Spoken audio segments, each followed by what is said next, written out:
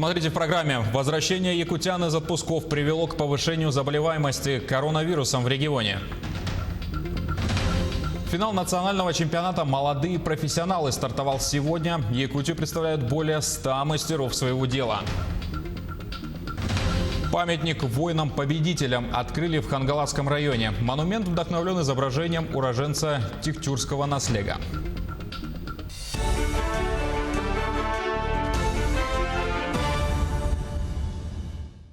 Продолжаем эфир нашего телеканала новостями к этому часу. Рост больных коронавирусной инфекцией отметили в республике. По данным управления Роспотребнадзора, это связано с тем, что граждане возвращаются из отпусков за рубежом. Новые случаи заражения коронавирусной инфекцией зарегистрировали в селах Усть-Алданского и Среднеколымского районов. В связи с этим глава региона поставил задачу взять под особый контроль северные территории. Всего за сутки в Якутии зафиксировали 58 новых случаев, в Якутске 31, в Мирнинском районе 7, в Алданском, Верхневилюйском, Намском, Нюрбинском, Чурапчинском по 2 заболевших и единичные случаи в других районах. Подтвержден 1 летальный случай от COVID-19. За сутки лабораториями региона отработаны почти 2000 анализов. Действительно, эта суббота-воскресенье в целом для медицинских организаций республики была очень напряженная. Во-первых, потому что начинается подъем заболеваний, связанных с ОРВИ и с гриппом. Медорганизации республики готовы к тому, что непосредственно госпитализация граждан будет осуществляться в разных учреждениях здравоохранения, маршрутизация разработана и, соответственно, готовы для лечения. Но сегодня у граждан, которые за субботу обработали наши медицинские организации, рекордное действительно количество вызовов. Большинство из них связано с ОРВИ и с гриппом. В целях снятия такого психологического напряжения эти вопросы были урегулированы. На настоящий момент под особый контроль глава Республики Саха-Якутия поставил перед нами задачу оперативного штаба взять под контроль севера. Да, действительно, за прошлую неделю у нас появились новые случаи там, где их не было. Это и Усть-Майский улус, 1 случай, на настоящий момент очаг купирован, и Среднеколымский улус. Сгнившие полы, грибок на стенах, а потолок и вовсе вот-вот рухнет. В поселке Алмазном люди живут в домах, которые признаны аварийными и подлежат сносу. Когда ждать переселения, выясняла Ивана Филиппова.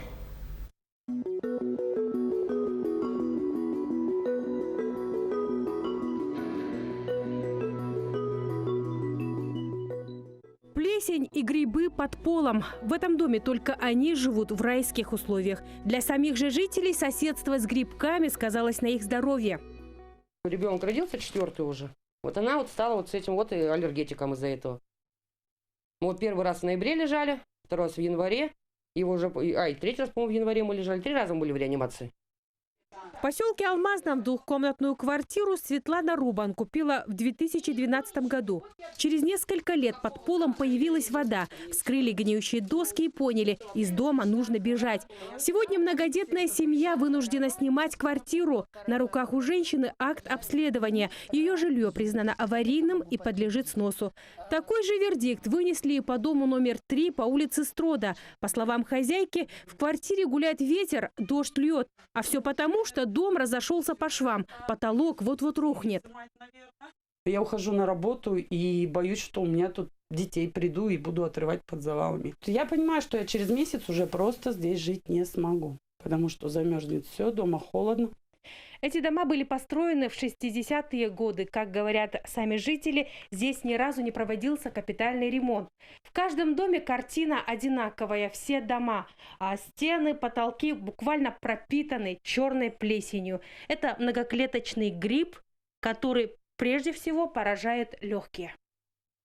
Поселок алмазодобытчиков при Иска-Ирилях был основан в 1960 году. Дома строили на болотистых местах, как временные. Сегодня деревянные здания и жили свой срок. По словам главы поселка, из 136 домов 68 признаны аварийными. В 2015 году признано 13 домов аварийными, которые уже попали в программу 2019-2025 годов по переселению из аварийного фонда. К сожалению, на строительство нет. Поэтому единственное решение этой проблемы – это участие в таких программах. Со следующего года начнется строительство 3 многоквартирных домов. Туда переселят жителей 13 домов, которые успели попасть под федеральную программу. А судьба более 200 семей остается нерешенной. Обращаюсь ко всей общественности. Кто сможет нам помочь, пожалуйста, обратите на нас какое-то внимание. Иванна Филиппова, Роман Ларин, телеканал «Алмазный край». Таксистов в Якутии начали проверять с сегодняшнего дня. Профилактические мероприятия ГИБДД продлятся до 11 сентября. В ходе них проведут дополнительный анализ маршрутов и графиков движения автобусов и микроавтобусов в межрайонном сообщении, а также легковых такси на территории муниципальных районов. Особое внимание инспекторы будут уделять нарушению условий эксплуатации пассажирских транспортных средств, техническим неисправностям, режиму труда и отдыха водителя. Пенсионный фонд напомнил, что подать заявление об изменении способа получения социальных услуг в 2021 году можно до 1 октября этого года. Заявление могут подать те, у кого право на них возникло впервые, а также те, кто со следующего года решил изменить форму получения набора соцуслуг. Если гражданин уже подавал заявление или не хочет менять способ получения набора, то повторно обращаться в пенсионный фонд не нужно. Социальные услуги предоставляются в натуральной форме или в денежном эквиваленте. Выбрать деньги можно как вместо всего набора, так и вместо одной из его частей. Заявление проще всего подать через личный кабинет гражданина, а также в клиентской службе пенсионного фонда через МФЦ. Финал национального чемпионата «Молодые профессионалы-2020» стартовал сегодня. Церемония прошла в Москве. В этом году в заключительной части соревнований работают более 2800 человек из 83 субъектов. Сюда входят как юниоры, так и иностранные участники. Кроме того, следить за работой молодых профессионалов будут свыше 700 экспертов. Якутию представят 104 участника в 80 компетенциях, а площадками для демонстрации мастерства станут 26 образовательных организаций. Так, на базе Якутского промышленного техникума имени Десяткина сегодня начали демонстрировать свой профессионализм мастера по работе с драгоценными камнями.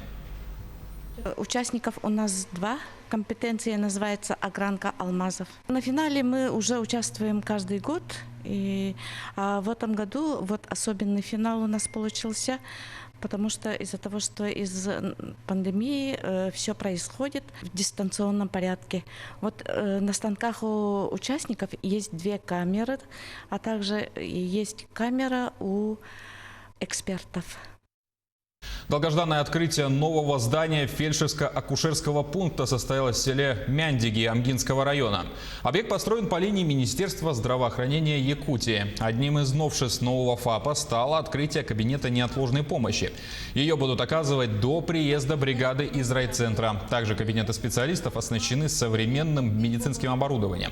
В новом здании будут работать 2 медработника, вести профилактическую и медицинскую помощь населению.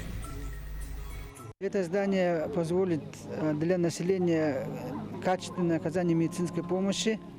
И также здесь по территориальному, по терфонду, по НЦЗ мы приобрели холодильное оборудование, ЭКГ-аппарат и сухожировой шкаф, что позволило для своевременной вакцинации и дезинфекции. Кроме этого, для качества оказания и снижения смертности от сердечно-сосудистых заболеваний мы приобрели новый аппарат ЭКГ.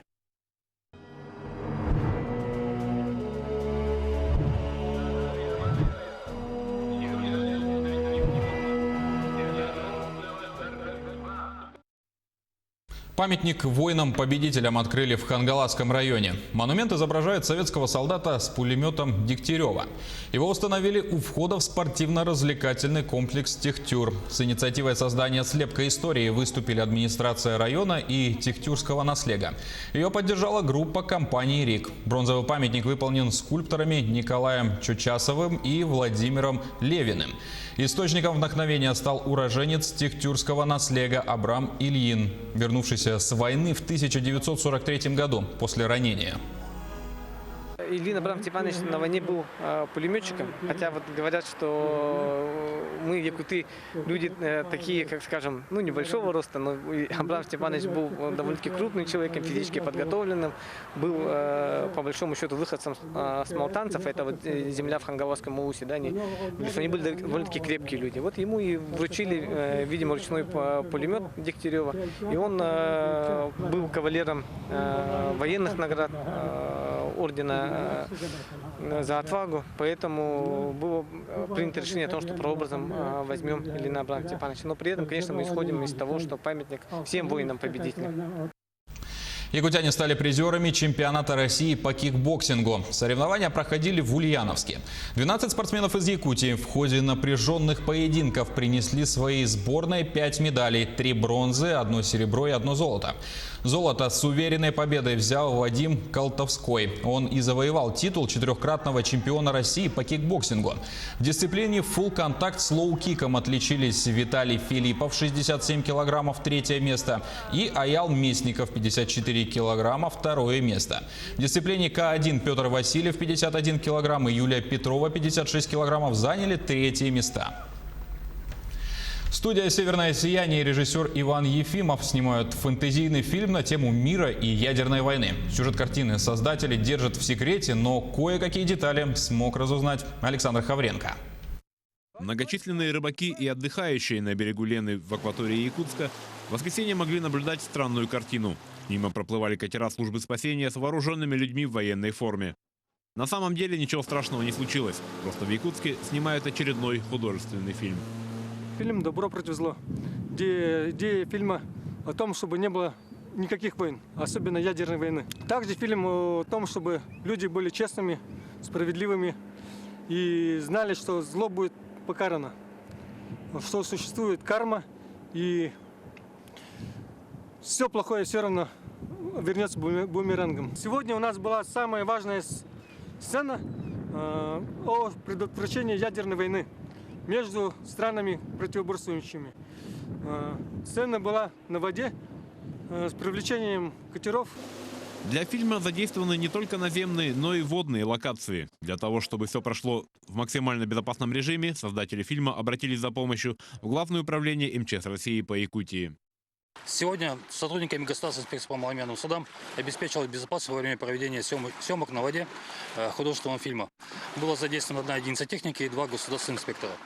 Съемки прошли в штатном режиме, происшествий допущено не было. Александр Хавренко, Григорий Николаев, Якутск. Наши корреспонденты продолжают следить за развитием событий. До встречи в эфире.